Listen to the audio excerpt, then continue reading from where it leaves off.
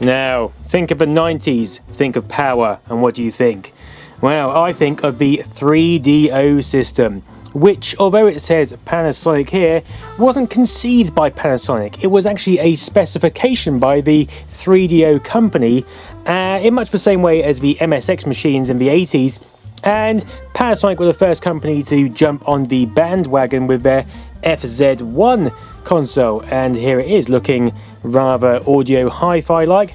And yeah, this really stood out in the 90s. It's only plastic, but it looked cool. It looked different from other machines at the time. It looked grown up, and the titles it offered were grown up, and the specifications were grown up, and so was the bloody price. It was £600 in the UK, $699 in America, although most retailers sold it at $599. So we got shafted here with higher prices, and that's really what held us back, because it was probably the most powerful system at the time.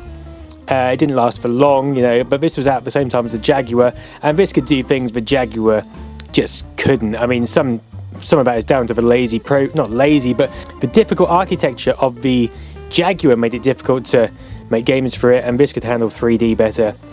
And it just looked cool, didn't it? Anyway, I've hooked up to this JVC studio monitor because people complained about me showing the BBC on such a crappy green screen the other week. You know, that's fair enough. There we go, 3DO.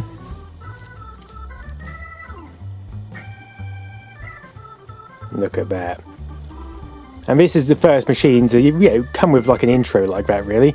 And then we get this crappy little image which has been badly trimmed from the background, which really doesn't make it look too appealing.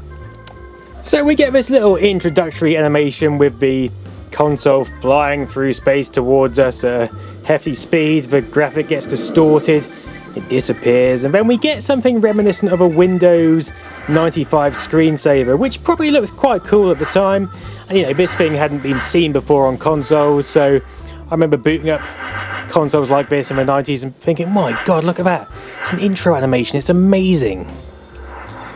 And then we get Real, which is the name which Panasonic slap everywhere. I can't remember what it stands for, but you know, this is supposed to be a world of realism, as you'd expect. I've got a Logic 3 controller here, which isn't the standard controller. The standard controllers actually had additional joystick ports on them, so you could daisy chain pads together.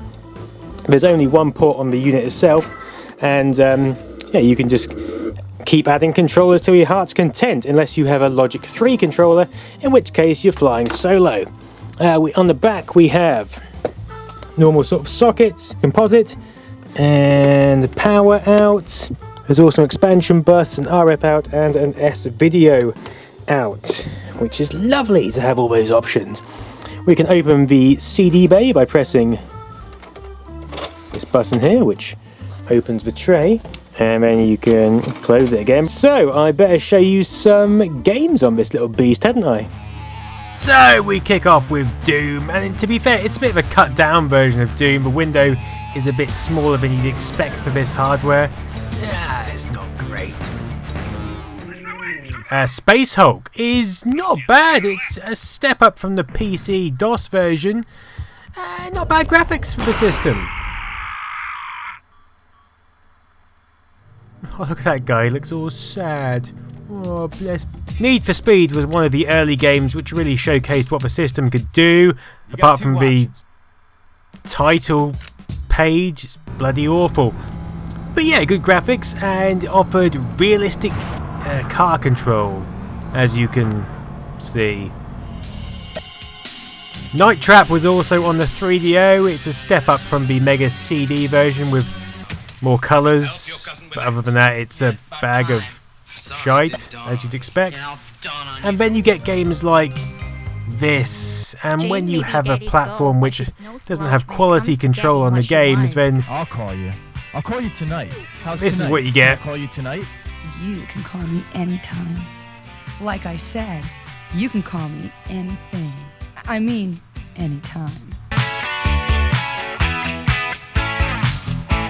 What a body! What a kiss! She's a 15. No, a 20. She's a damn 1,000. And I got her number. I can't believe it. Either can I, my friend. Either can I.